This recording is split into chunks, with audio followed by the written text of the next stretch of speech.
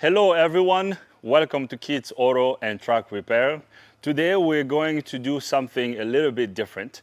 This is not going to be a repair video, but this is going to be a, I don't know if I can call it like that, what's happening around the shop video, okay? This is a new concept that we're trying. Let us know if you like this. If you like this, we will do more of this. It's kind of an update to you guys about what's happening around the shop. We have a couple projects going on. We're going to show you what we are working on. And I would like to thank you all for supporting us. A lot of you have been bringing your vehicles to us for service, so I can't thank you enough. Our business is growing very, very fast because of you. Behind the camera, we have our famous cameraman, Kyler. Thanks for being here. So now I'm gonna walk towards the first project that we're working on. So the first project we're working on is this Pontiac here.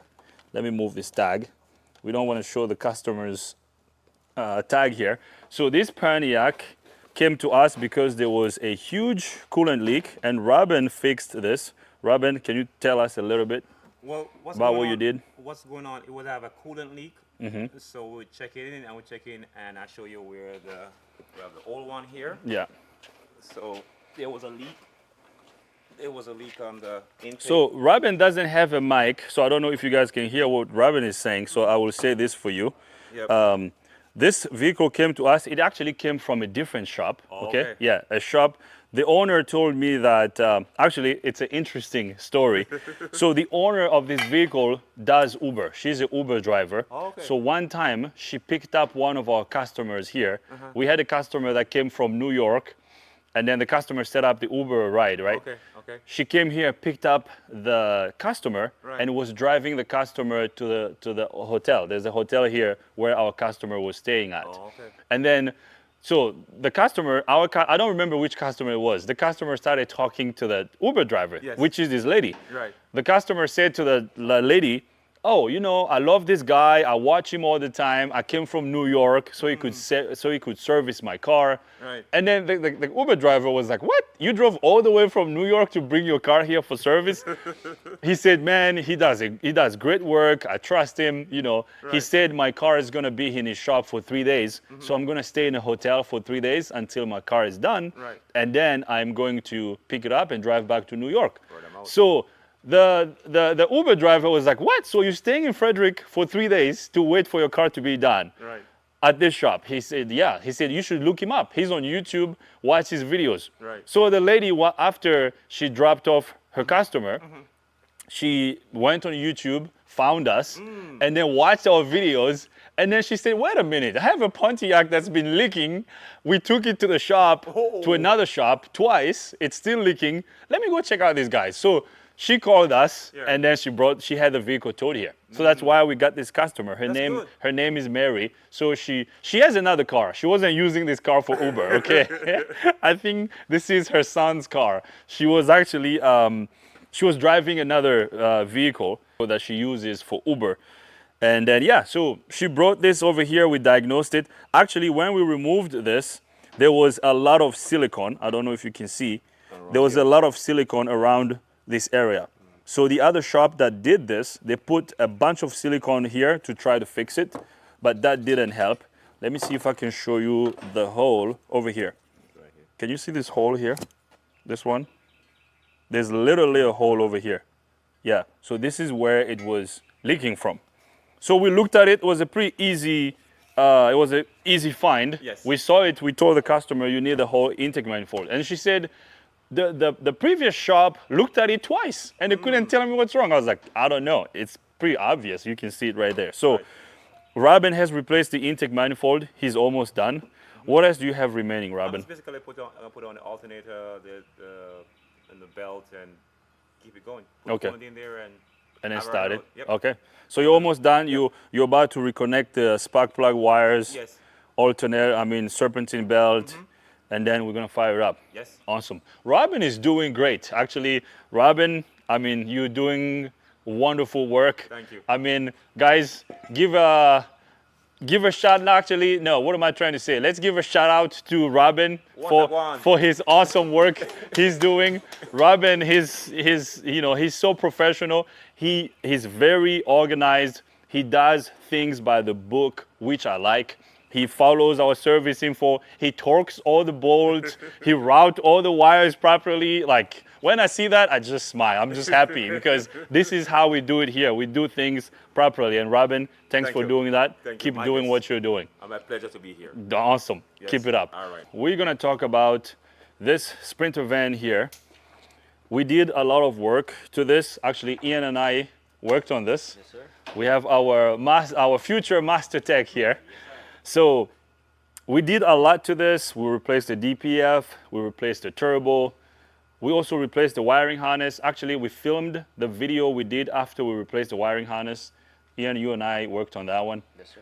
I don't know, that video is not out yet, so you guys will see that video soon. Now, after all the work we did, I test drove the vehicle. The vehicle drives well. It was losing power tremendously. And now, how does it run, Ian?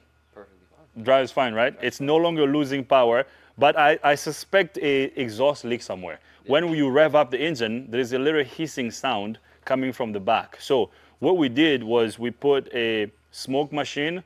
We connected a smoke machine to the tailpipe to see where the leak is. Hopefully we can find the leak. So let's walk outside. We're gonna show you the smoke machine, and then we have another vehicle out there that we're working on. We will show you that vehicle too. We have a smoke machine here. This smoke machine is connected to the tailpipe. You guys probably won't see it, but right there, we have our bladder connected to the tailpipe over there.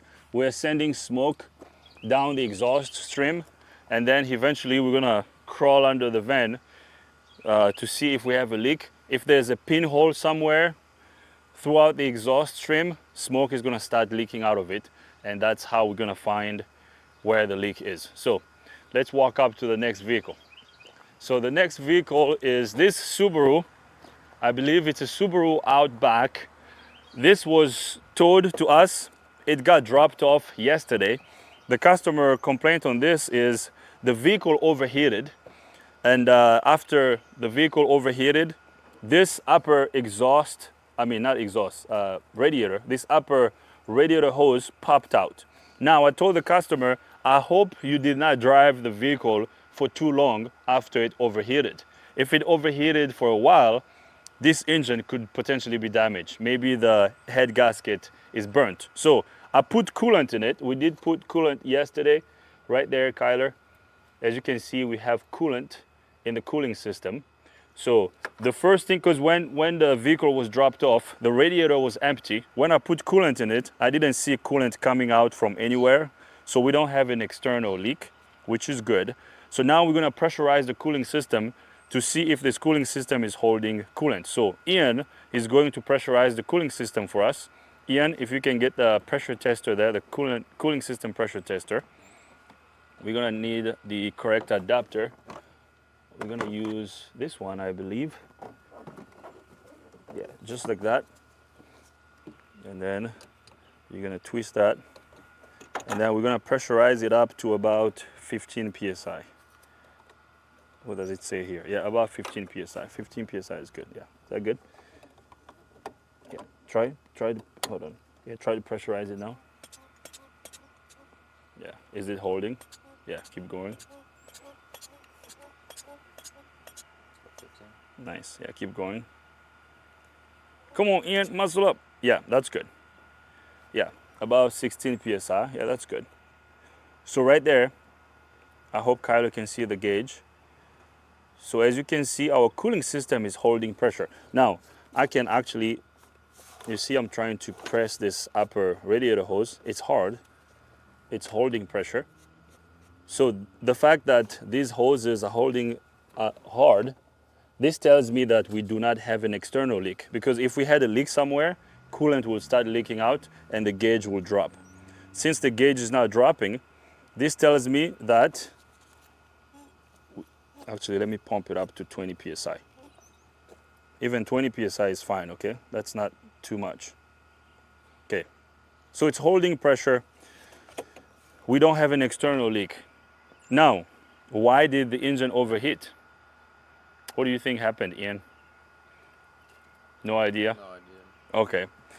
Well, there's a possibility that the radiator fan stopped working. If the radiator fan stops working, an engine can overheat. Because right now I was expecting to find an external leak, but there are no leaks. So, that's odd. So let's do this. Let's get the pressure off of the system, okay? We don't have a leak right now. Let's remove our pressure tester. We have coolant in the radiator. I'm gonna close the radiator cap. So right now we're gonna start the engine and let it idle, and then we're gonna watch the temperature gauge on the inside to see if it's gonna overheat. Okay? So let's put these tools away. Start it. Let's let it idle. You're gonna come here to check the temperature. So your job will be checking the temperature. So every 3 minutes, you have to be coming back to this car to check the temperature. If it starts overheating, then we'll see. Because the other thing that can cause this to overheat is having a defective engine temperature sensor.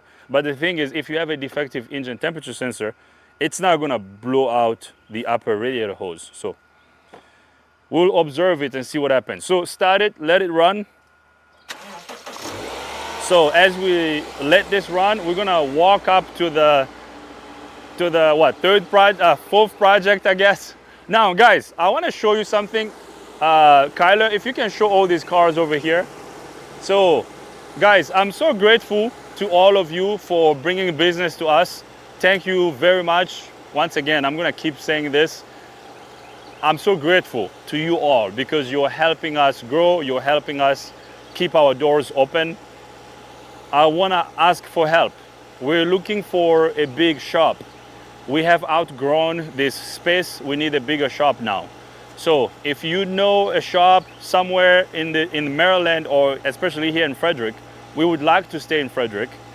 If you know a shop here in Frederick that's being leased or a shop that's for sale, let us know. Ideally, we don't want to buy right now. We would like to lease first and then maybe buy for the next, maybe buy after 3 years or 5 years. Right now, I would like to lease first, but the buildings we've looked at so far are being for sale. They're selling them, but they're so expensive. They're actually over our budget. So we're still looking. I'm sure we're gonna find something very soon. So if you ever see anything, please let us know. Have an eye out there for us. If you ever see a shop that's being leased, let us know. Thank you. So now let's walk to the other project we have over here. Ian, you don't have to sit in the car. You can come out here. Just let it idle. Let's show Ian. Ian was just gonna sit in the car, wait until the temperature starts increasing. Ah, I love you, Ian. You're just gonna sit in there? No, you don't have to wait there. Come on. All right. So on this Sprinter, we actually did the diagnosis on this Sprinter. We replaced the DPF. We actually did the diagnosis on this Sprinter a couple of weeks ago. The diagnosis video on this Sprinter is out already. Some of you will remember the video. In the video, some of you said you should show us how you replace the DPF. So unfortunately, I couldn't show you how we removed the DPF because we're doing it outside and we're doing it on jack stands. So trying to film this while doing it here on jack stands was gonna be painful. Now, one thing I can promise you is once we get a big shop and we have big lifts where we can film easily, I will be showing you how to replace these DPFs. I'm sure we're gonna get more in the future, so just hold on. In the future, I will be showing you how to do this stuff. There are some things we're not filming right now because our shop is small now, so we can, some projects we can do in the shop. We have a bigger lift there in the shop that we use sometimes to do transmissions and like heavier projects. But things like DPFs, we can do them outside, and trying to film them outside is not ideal. So Kyler is gonna put that video that we did with Matt somewhere over here so you guys can see it. The diagnosis video about this Sprinter. We diagnosed it and we determined that this DPF over here is actually restricted. There's too much soot in this DPF. Actually, it's heavy. Now you can't really see inside. It's so dark, I can't really show you. But yeah, it's really heavy.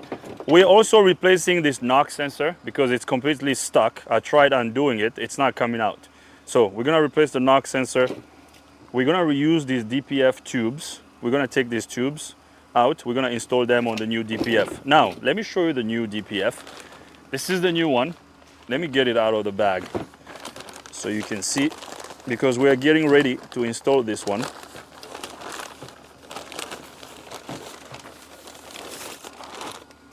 Okay, so here is the new DPF. Actually, guys, we have a potential shop that we're gonna go look at today at 1 p.m.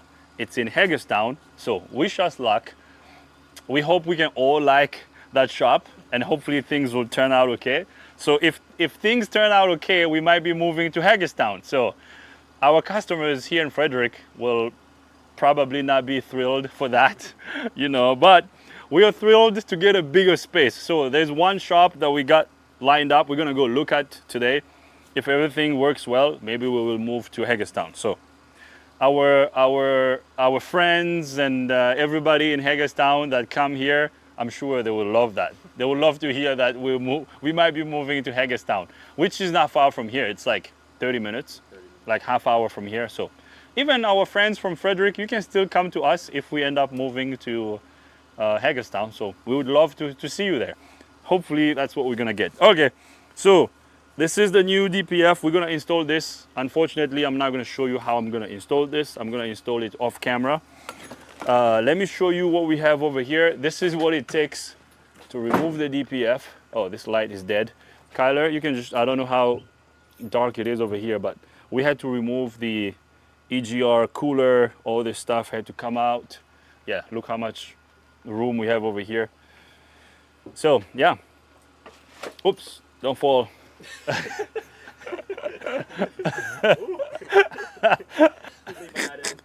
Okay, cameraman Kyler almost tripped.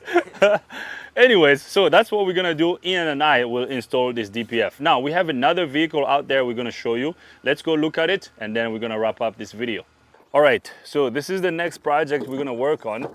We got this BMW here. This BMW came from another shop. It cranks, but it doesn't start. So crank, no start. We need to figure out what's wrong with it. The battery is dead right now. Let's see if we can confirm the customer's complaint now before we end this video. I don't want to make this video too long, but nothing is short around here. So let's see.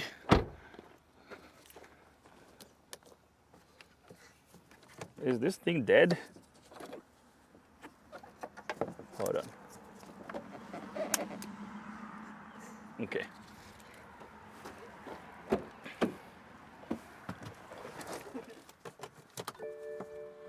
All right.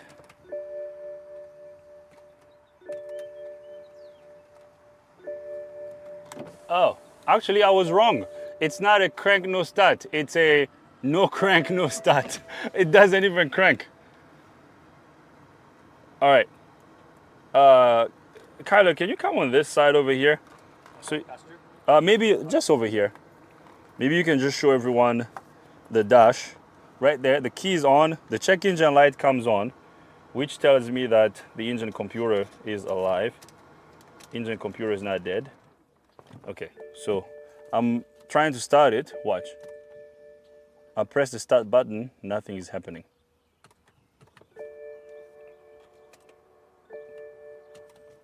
Okay. So the battery is not dead right now because we got a jump pack there and our lights on the dash are bright.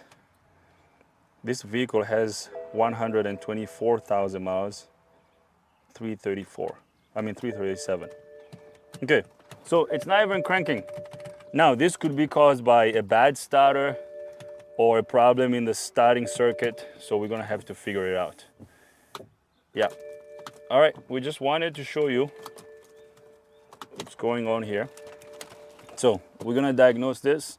I'm sure we will film this. Are we gonna film this, Ian? Yeah? Mm-hmm. Yeah, so we will film this one and figure out what's wrong with it. So you guys will see the video about this soon. Should we end it here? Maybe. Yeah? Maybe we'll keep going, I don't know. No, we're done. No, we're done. We're done the process of just showing. Yeah, so we have a couple projects. We have that gray Mercedes out there we gotta do. We have the Sprinter here. We gotta fix. Yeah, so we're good. We have a good problem. We're grateful. Thank you. Thank you, everybody, for bringing business to us. Ian, thanks for your hard work, buddy. Thank you, man. Everybody, once again, thanks for being here. If you're not a subscriber, subscribe to our YouTube channel. We are grateful for you all. Thank you for supporting us. Help us find the shop, please. If you have any comments, questions, criticism, leave them in the comment box. Kyler, thanks for being behind the camera. See you guys next time.